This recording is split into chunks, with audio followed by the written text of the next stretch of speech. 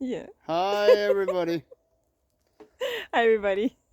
Just a little update here for you from me, Annie, and Zozo.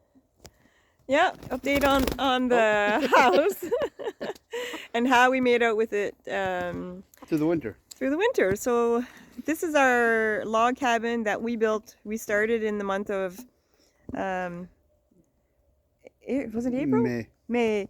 We started around May and Finished we in October. finished in October. We moved in, but we stayed in a tent until then. So we were like moving real fast because we didn't want to be in the tent for the winter, obviously. Yeah. So this is what, yeah, the tent is cool. So this is what the house is looking like. As you can see, like, it ain't straight. This is our first time building a log house. The roof is not completely straight. There, as you can see, there's a dip down. But I used logs for everything, including the rafters. Yeah, explain why the roof's crooked. I used logs for everything, including the rafters. It wasn't easy to get it perfectly straight. That area was a little bit higher. It didn't matter with putting steel on it anyway. And it stayed nice and And dry. it stayed nice and dry. So the steel we use here is reclaimed steel. It's from an old roofing project.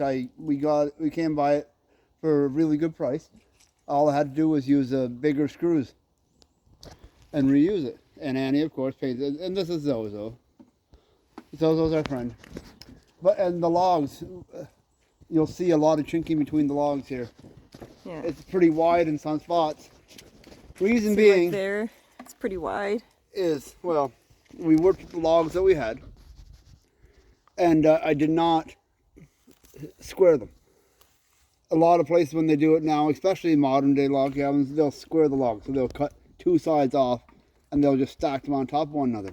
I did not do that. We use what we call a button pass method. So that means over here you'll see one log will go past right here. This log goes past. This next log here butts up against this log that went past from the other side. It's called a button pass method. You can look it up. It was the simplest and easiest way we found of building a log cabin in a real quick method. It required a lot of spikes. A lot. Yeah. I became like Popeye by the time I was done driving spikes. So the spikes are the only cost to us for this cabin was the spikes.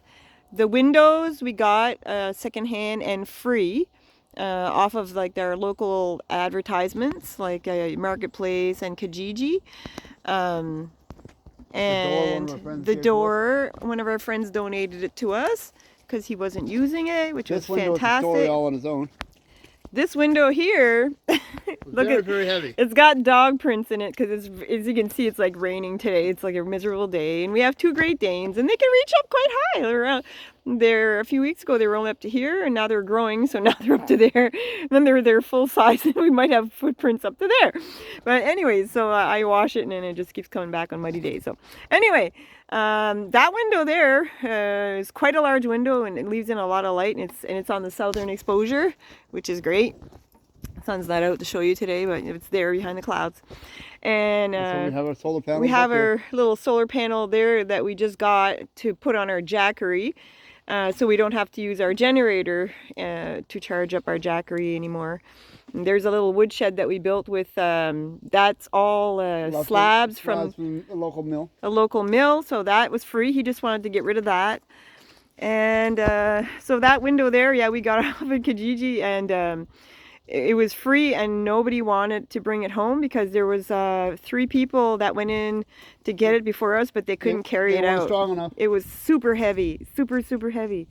But me and Jason, me and my beautiful little Annie here, we got the window. She took it through sheer stubbornness alone. Yeah, they sent us a message after, and they're like, you guys took the window? Oh my gosh, you guys don't realize this, but like 3 more families came before you, or 2 more families came to get the window, and it was too heavy, and they put it back.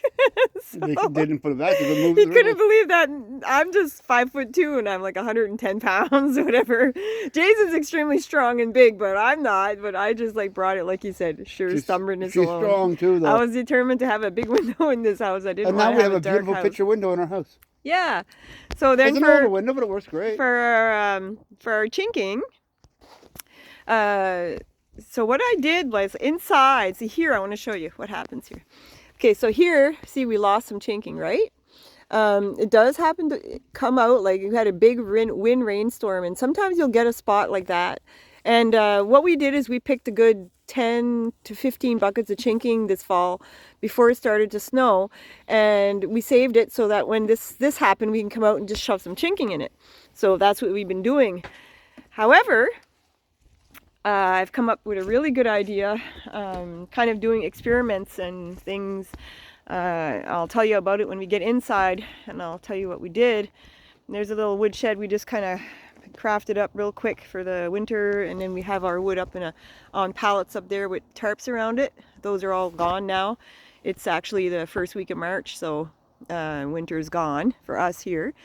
And there's our water unit, which delivers, is going to deliver water to our house. We don't have running water yet, but that will be all set up. We just didn't have time to set it up in the fall, like I said. All the chinking. And we have to empty it for the winter time anyway. We have to empty it for the winter so it didn't freeze and crack. So you can see all the chinking stayed quite nicely in the house. Oh, there's some out there, Jason. See, there's some out right there. Oh yeah. See, that's mice that do that. Like they'll pull out the chinking, and because it's inside, it was inside of the woodshed. Like this was all like a woodshed, and we use all the wood in it. So when they get into the woodshed, they kind of pick at the chinking. But inside is also chinked, so there's like double chinking. I'm gonna show you at the back of the cabin. That's where our sink empties out here. Yeah, so we have a pipe going in there to our sink, which will be giving us water from the unit up on the hill. This is how we finished off our roof. We just stuffed insulation up there in the cracks for this year, and I'll tell you, it was super warm in here this winter. It was very good. So we will show you the inside real quick. Yeah. We're gonna do it quick here.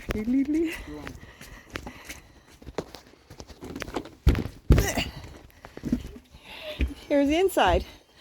So, as you can see, there's places here that are chinked, but that I mixed with glue and hot water.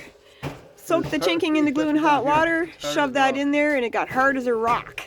So this is the best thing ever, and it's outdoor, Royal LePage, outdoor glue, and also Gorilla Glue outdoor. It works fantastic. Try it out. If you have any questions, drop us a question in the comments.